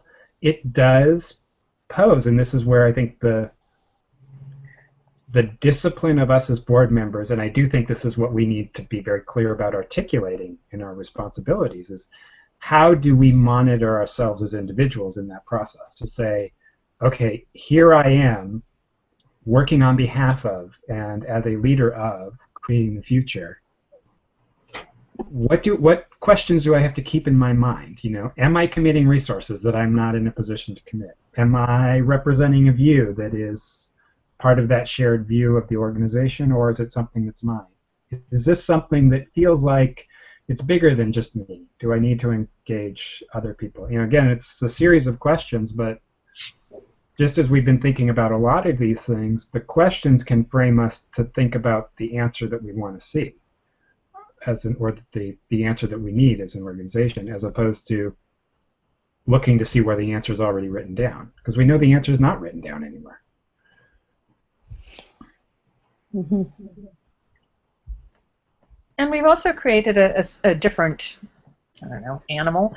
Everything is, the meetings are public. There's, the possibility of criticizing, which nobody in their right minds would do, because what could be criticized here? But it opens a different arena. So many people are watching, and so there's a level of understanding that we'd have to have about that too, about do we have a right to discuss what goes on here in smaller groups elsewhere or whatever? Must it always be public? And that isn't just about the issues we've already discussed about privacy, but and we haven't really had committee meetings yet. And how does that work? What does particularly given the fact that we want to do everything, it doesn't have to be demonstrably public, but what we decide is open to the public, right? Mm-hmm. I mean, everybody may not be watching. But.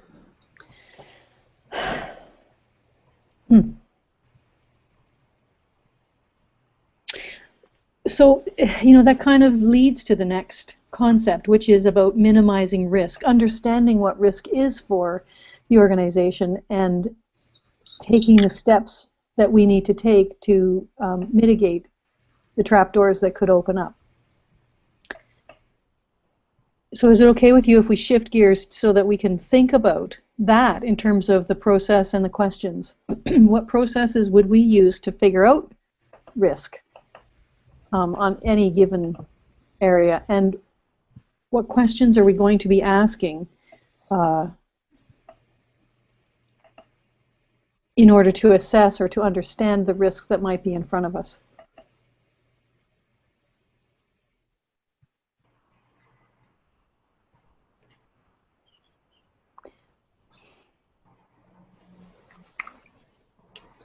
Can you repeat that again? Sure. As Alexandra described, the question about operations, our board always operating in public, our board, not having defined committees at this point, and not really having defined if there ever a time when we do things not live online in a Google Hangout. It sort of segues to the concept of risk and the board's role in understanding, getting its arms around the things that could happen and how to mitigate those things. So the question that we had decided to consider was, what process would we use in order to assess or to minimize risk when it comes to in this particular case it was financial responsibility, but we seem to be kind of bridging the two worlds of the broader organization as well as those resource responsibilities. So how will we know when there's risk? What will we be doing to figure it out? And what questions will we be asking in order to assure that we figure out a way to minimize it? So I'm still struggling a little bit to catch up to everything, and maybe that I'm new, but kind of the combination of being new but also being very theoretical is I'm still not too grounded in what exactly are the decisions we might be taking where there is risks. I don't know, maybe we could walk through an example of a decision from the past or something that might be coming up and just sort of think through, and that might be instructive if we were to think about kind of making our own case study almost. Because to be honest, I'm just not sure even what questions I would be asking without even being sure on what we'd be risk mitigating against. Does that make sense? Yep, it makes complete sense. I think that you could consider program opportunities that we might be thinking about engaging, or contributions, donations, relationships, partnerships, etc., that we might be embarking upon. What would it look like for us to be examining where the risks might be, as well as what we would do, and so what process would we use to examine and minimize risk in those things? Program, relationships, partnerships, financial contributions. Would those? Are there any others that anybody else can think of? Well, I think of a very real one sitting right here. So Candace as a commitment, and I think the ongoing conversation that we've also had around Dimitri and Hildy and compensation, that we've made a commitment to Candace as an organization. And we talked about this, Candace, you'll know now, we talked about this prior to even thinking about, moving forward with this, of what does it mean? Can we sustain that? What are the implications for that? Whomever steps into that, what does it mean for the organization? I think,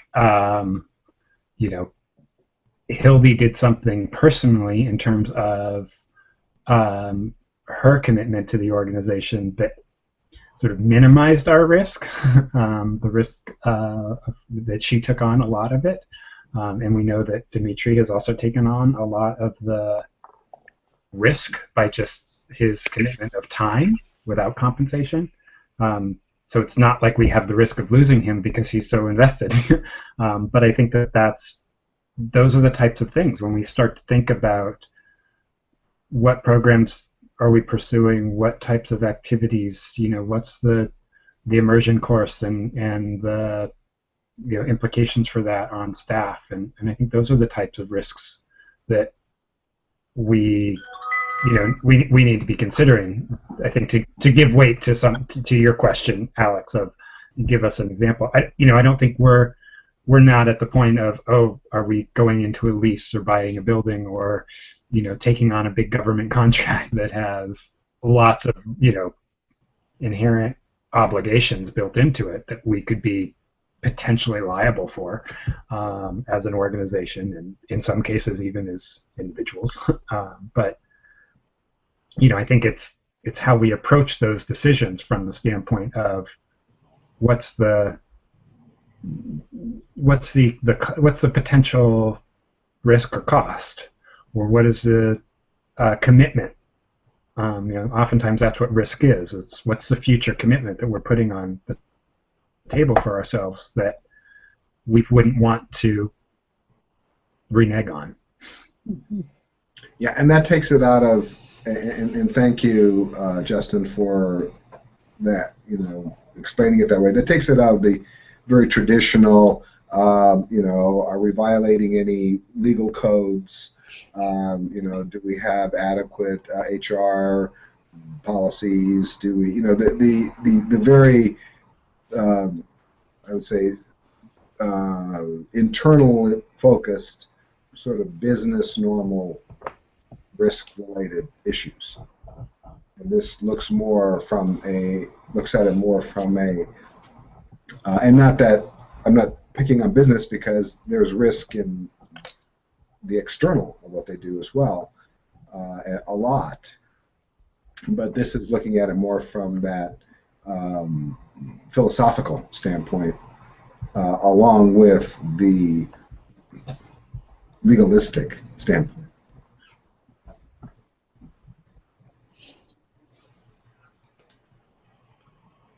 So when you think about that description, that background, those potential or theoretical situations, and some of them very real for us, I want you to imagine yourselves in the position where you must now frame questions that would allow us to know when we're facing risk, what we're going to do about that, and how we would mitigate the risks that we are facing. What questions might we be asking, in addition to what's the potential time frame or cost involved? What commitment might we be making? What, and how will we see that through? Can you think of any other questions that it might be important for us to be considering?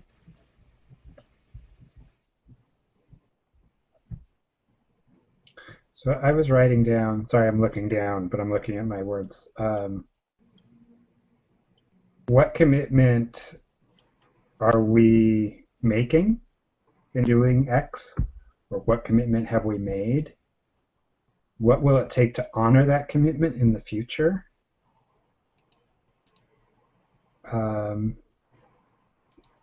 What could compromise our ability to honor that in the future? But I think it gets to, I mean, even some of the things that Dimitri was talking about, and I don't think this is a sort of nuts and bolts of the full board question, but it is that question, well, why do you have personnel policies? Well, because you're committing to creating a healthy work environment for people. And the policies are something that are supposed to make that possible. That's the commitment we've made, and so we have to put things in place to make sure we're honoring that commitment as an organization. I agree, not to be too nitpicky, but what's a commitment? I think we have to define that. What does that mean that we're committing to it? Is it just like something we'll discuss, or are we going to create policies, written policies, or collective understandings, or whatever? What does that mean? Yep. And as an think of how many organizations don't ask that question. Who borrow policy from others, etc., who really never think about the depth of what it means to make a commitment and what it means for them to make a commitment, and to whom. Okay. I apologize, folks, because these are such theoretical questions. They are so broad. It's so difficult to get our heads around this stuff, especially in the absence of a plan. So I really do appreciate your patience and your willingness to make our way through this today. I'm conscious that it's 10 minutes before the hour, so we have about 10 minutes to wrap up. And I want to know if there's anything else about this piece of the work that you want us to think about, or to or needs to be carried over, anything, before we move into reflection.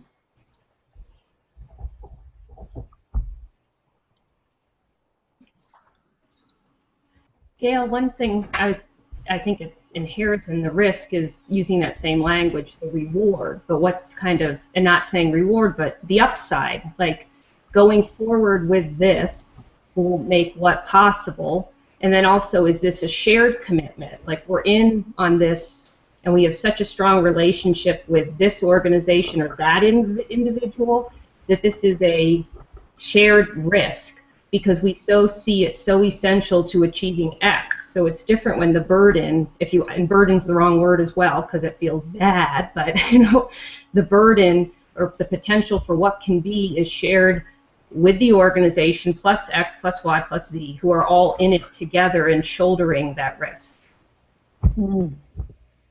Thank you. Beautiful. Thank you, Rebecca. I was having a problem as I thought back myself that risk is such a negative term.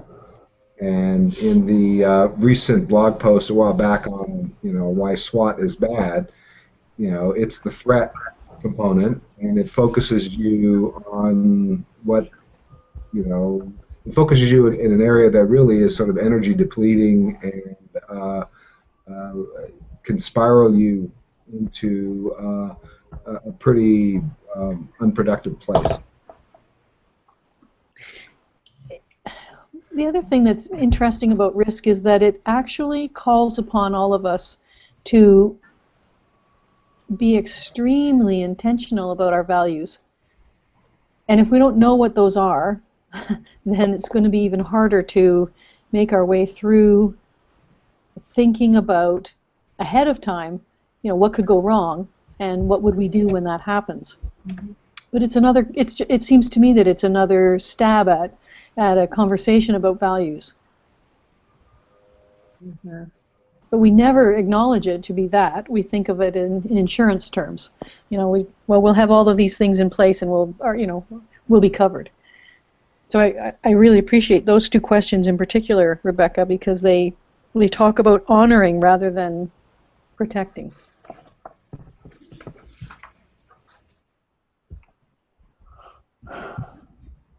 Okay. So,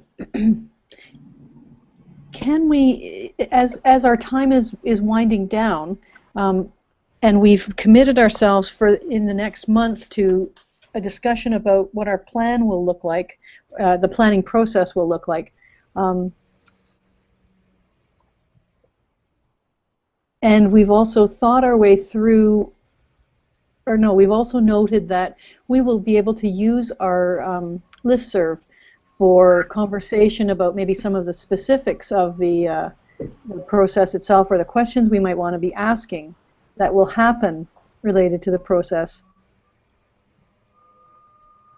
And then we've just spent time kind of clarifying what are the pieces that we want to have in place and be thinking about as it relates to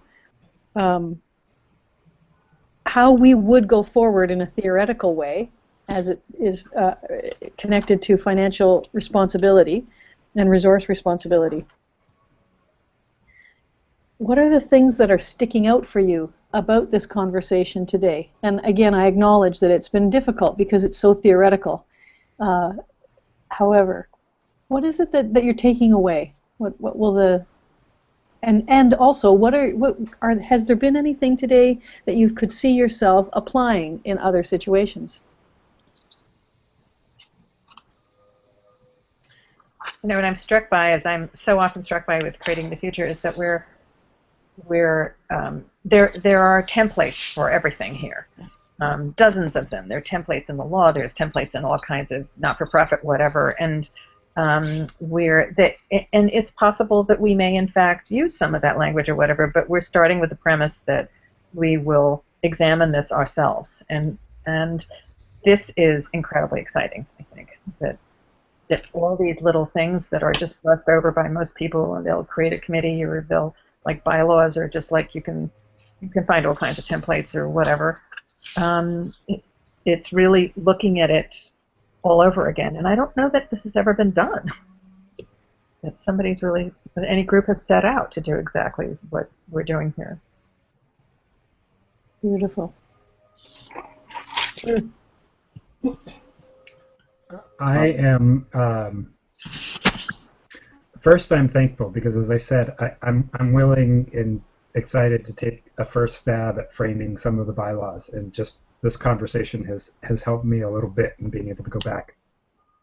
What strikes me, and I think this goes to just what you said, Alexandra, is this is a fractal process. Every time we talk about the big thing, it unpacks into the same. So as Rebecca was asking that question about commitment, I was in my head, I said, every decision is a commitment to creating benefit.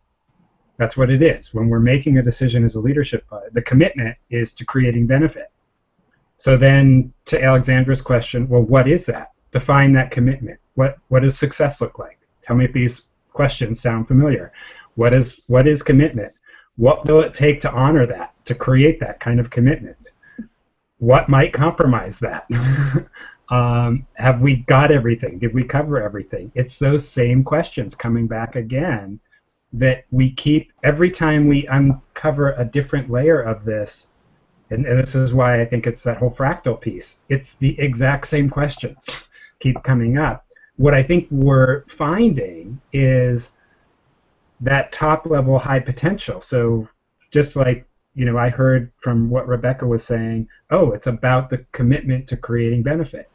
Like that's the other times it's about a commitment to some sort of process, or it's a commitment to inclusion. But the unpacking that I think Alexandra has sort of expressed the appreciation for is revisiting and re-articulating, like, why are we here again? what was this for? Why did we do this? And then once we got that, we actually have the template. We have the 4 or 5 questions that we know if we ask them, we can create that accountability and flesh those out. So I'm just struck, again, it's the fractal component of this, that these things, the way that we're approaching this just goes up and down and up and down and up and down. And while it may seem frustrating at times for some people, I think we're starting to reveal a truth that is really potentially really powerful.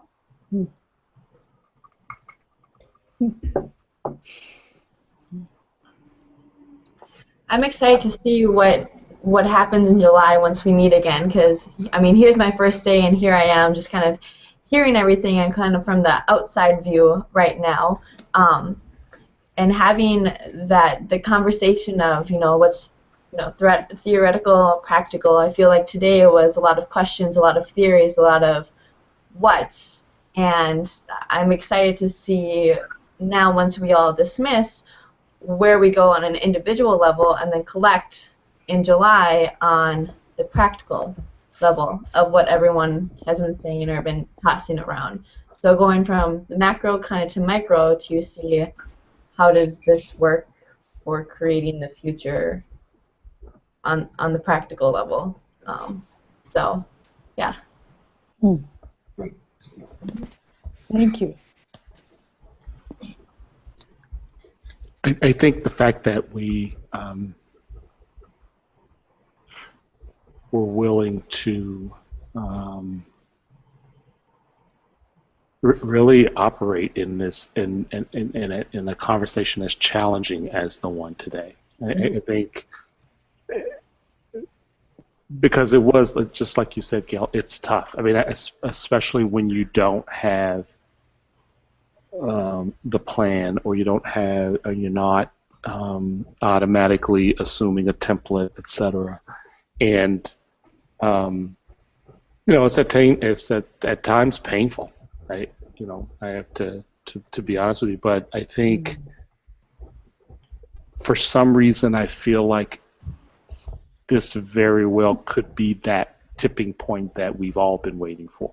Like the fact that we spent the time today to wrestle and to walk in the muck will allow us to really look to next month for more progress, and then more progress, and then we'll start to see, I think, the momentum and progress that we're all hoping for. Yep.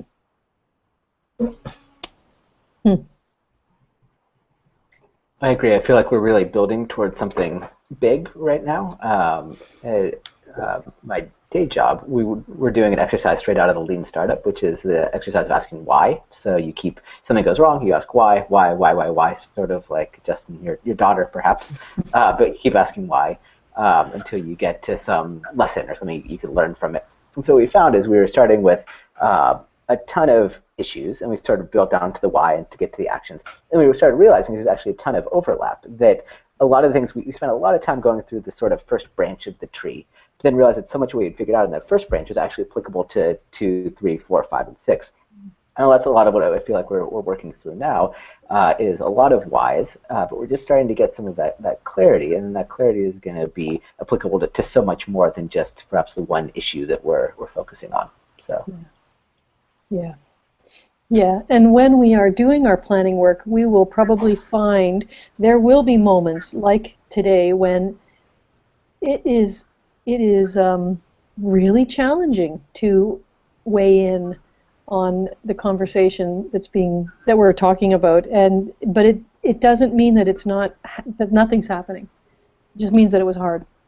Yeah. Mm-hmm. How about you, Mark? This reminded me of a conversation I had with Alexandria in a hotel in Whitefish.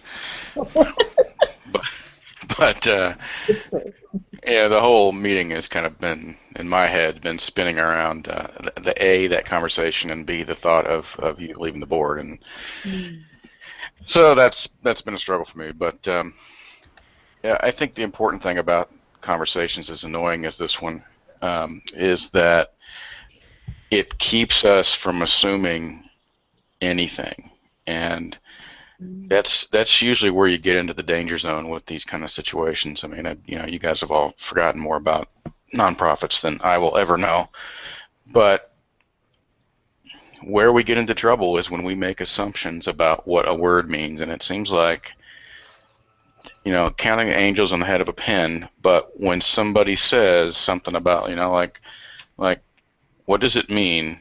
What does the commitment truly mean when we hire Candace? You got to think about that. I mean, you have to think about that with every employee if you're a small organization. But, what does it mean in the board in the bylaws when we say we commit to excellence? Well, you ask 100 people what the hell that means, and they all give you different answers.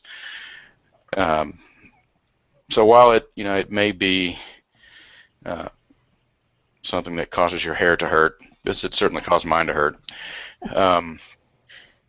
There is some value there when you keep drilling down on those words to decide exactly what they mean, so that there's a shared definition for the organization, at least, of what that means. And that's, today you may have trouble putting that in the bank, but when you get to writing bylaws and when somebody reads those bylaws back to you,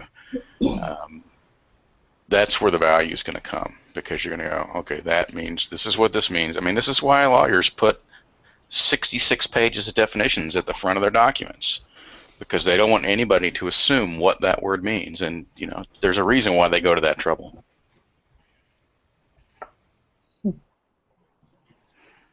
Thank you, Mark. I'm so glad you're part of this board, Mark. My hair hurts. So does mine. You can't even see that. Oh.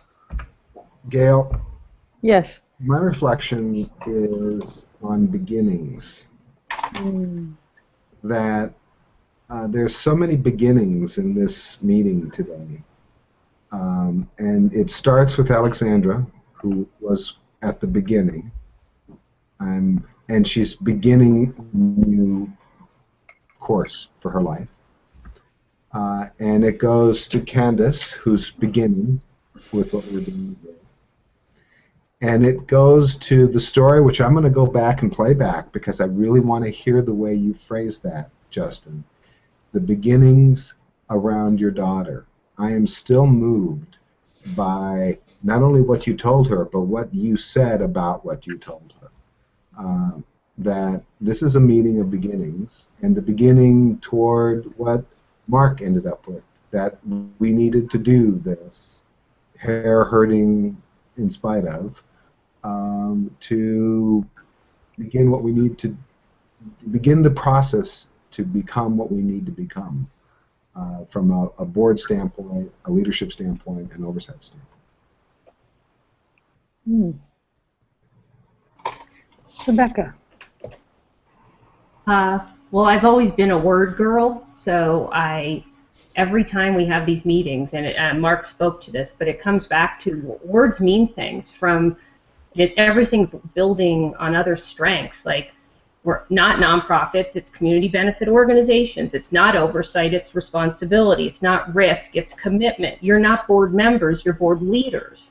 So all of the discussions that will now feed into all the language that Justin takes at his first cut at the thing, because it's going to be fed and built on all of these theoretical, painful, joyful, whatever it is, but it's not for naught, because they're all going to come to life in these living things.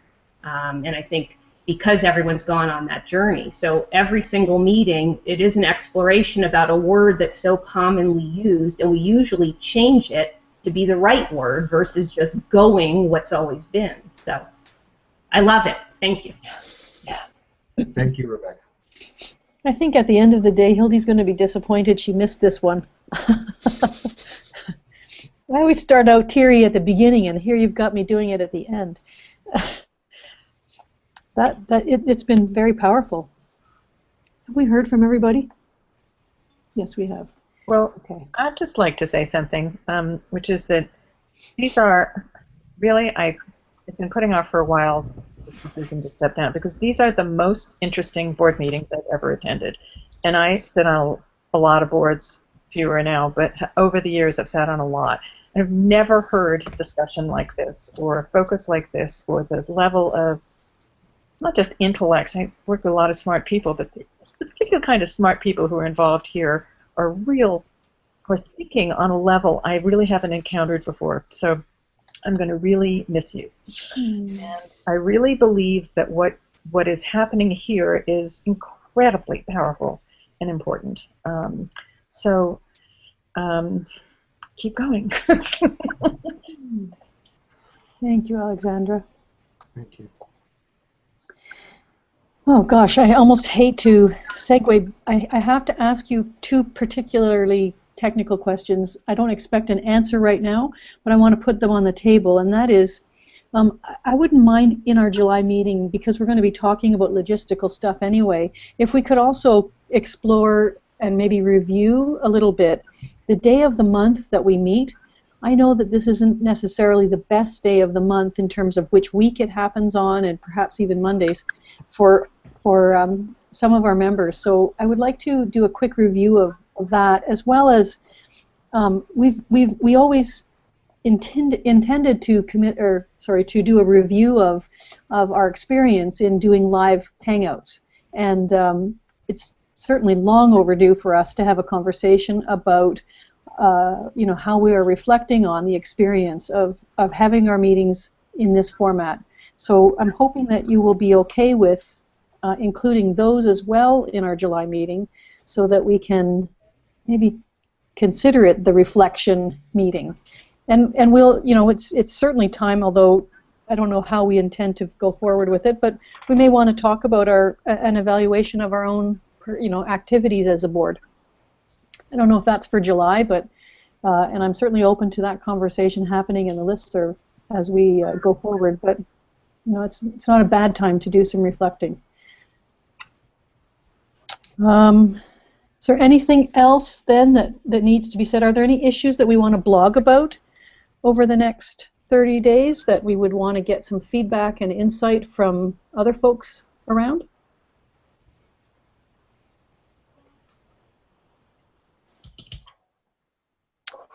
Okay, hearing none. We'll come back together then on July the, does anybody have the date right in front of them? 14th. July the 14th. Oh yeah, right, of course.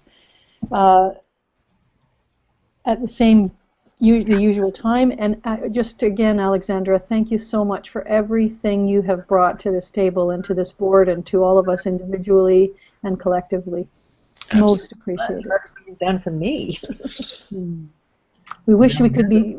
Hang on for a minute after we sign off. I have a little story I want to tell you. Yeah. So here is our virtual bouquet of flowers and box of chocolates and certificate of achievement as a founding board member. And thank you so much. And thank you to everybody else. Thank you, Alexandra. Thanks, Alexandra. Thank you. I'll see you, partner. Yeah. Okay, to be reconvened in a month. Bye-bye. Bye, everybody. Bye. Bye, guys. Bye.